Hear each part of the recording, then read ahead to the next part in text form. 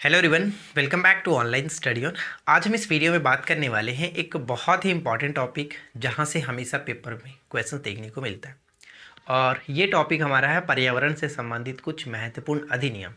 तो यहाँ पे मैंने मेंशन कर रखा है और इसमें जो बार बार रिपीट होते हैं वो भी मैं आपको बताऊँगा कि कौन आपको याद रखना है और पहले कौन पूछा गया है और आने वाले एग्जाम्स में क्या चांसेस है पूछे जाने की। ठीक है, तो वीडियो काफ़ी इंटरेस्टिंग और बहुत ही इन्फॉर्मेटिव होने वाली है, तो वीडियो को कर दीजिए लाइक और चैनल को कर लीजिए सब्सक्राइब।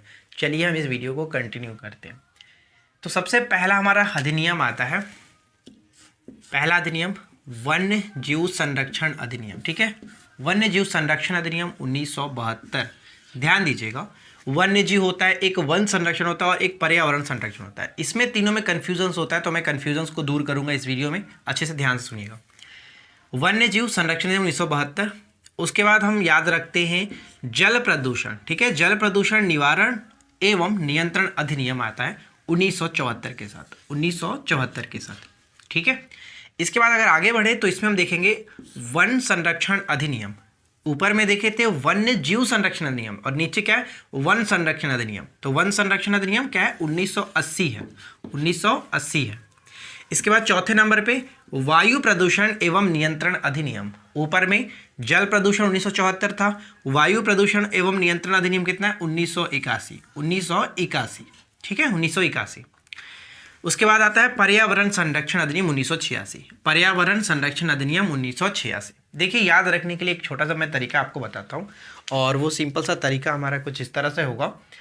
इन तीनों को याद रखने का, पहला और दूसरा और ये तीसरा, इन तीनों को याद रखने का, कंफ्यूजन्स दूर करने का एक सिंपल सा तरीका होता है। कोई लड़का है, ठीक है, कोई लड़का है या फिर कोई व्यक्ति है, हम ये मानते हैं कि वन्य में जीवों को देखा। ठीक है, वन्य में जीवों को देखा। अब इसके बाद क्या करता है, जब वन्य में उसने देखा कि भाई चलो इसमें जीव हैं, जानवर है, जंतु हैं, तो वन्य में जीवों को देखा तो वन का संरक्षण किया, वन का संरक्षण किया। ठीक है, जब वन का संरक्षण करेगा तो क्या होगा, जब वन का संरक्षण करेगा तो पर्यावरण का संरक्षण हो जाएगा, पर्यावरण का संरक्षण होगा। बात समझे आप, मेरा मतलब क्या है, कहने का मतलब ये हुआ कि कोई व्यक्ति है, वन्य में जीवों को देखा। जब वन्य में जीवों को देखा तो उसने सोचा कि चलो इस वन्य में जीव रहते हैं तो भाई चलो वन का संरक्षण करते हैं, यानी पूरे जंगल का संरक्षण करते हैं। जब जंगल का संरक्षण किया तो पर्यावरण का संरक्षण होगा। तो इस तरह समझिए कि वन्य में जीवों को देखा का मतलब वन्य जीव संरक्षण अधिनियम। यहाँ पे देखिए वन जीव, तो यही बात यहाँ पे कह रही है, वन्य जीव। तो ये आपका हो गया 1972। ठीक है, उसके बाद आता है वन संरक्षण अधिनियम, वन संरक्षण अधिनियम यानी वन का संरक्षण, वन संरक्षण अधिनियम, ये 1980। और लास्ट में पर्यावरण का संरक्षण होगा तो ये आपका 1986।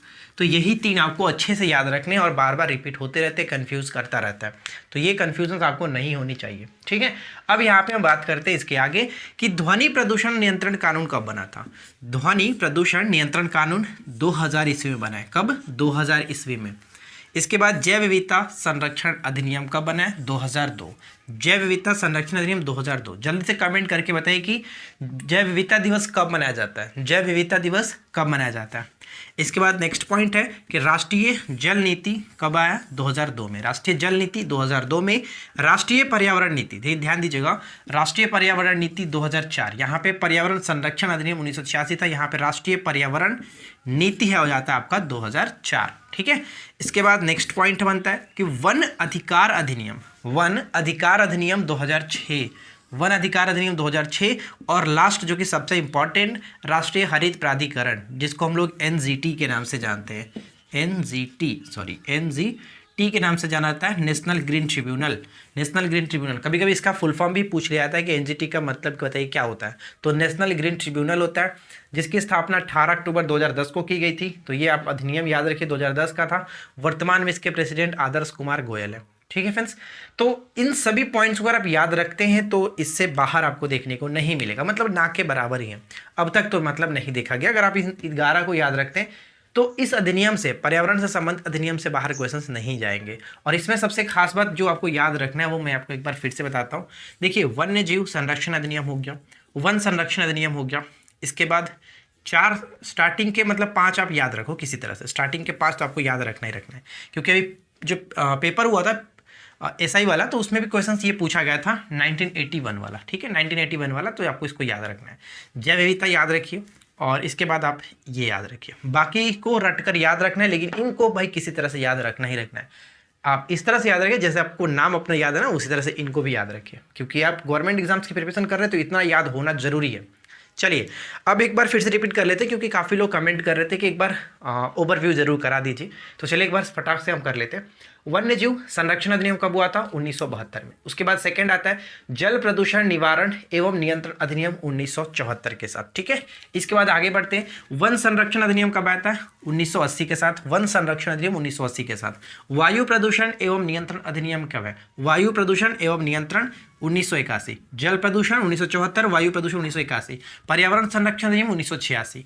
ध्वनि प्रदूषण कब होगा? ध्वनि प्रदूषण नियंत्रण 2000 ईस्वी में। देखिए इसको याद रखने के लिए जब हम ध्वनि की बात करते हैं, जैसे कि हम ऑडिएबल्स रेंज श्रव्य ध्वनि सुनते हैं, श्रव्य ध्वनि का रेंज कितना होता है? 20 हर्ट्ज से लेकर के 20,000 हर्ट्ज के बीच। तो यहाँ पे सिर्फ और 200 ही हमें देखने को मिलता है, 20 हर्ट्ज से 20,000 हर्ट्ज। तो यहाँ पे ध्यान दीजिएगा, ध्वनि की बात कर रहे हैं तो 2000 वाला याद रखिए।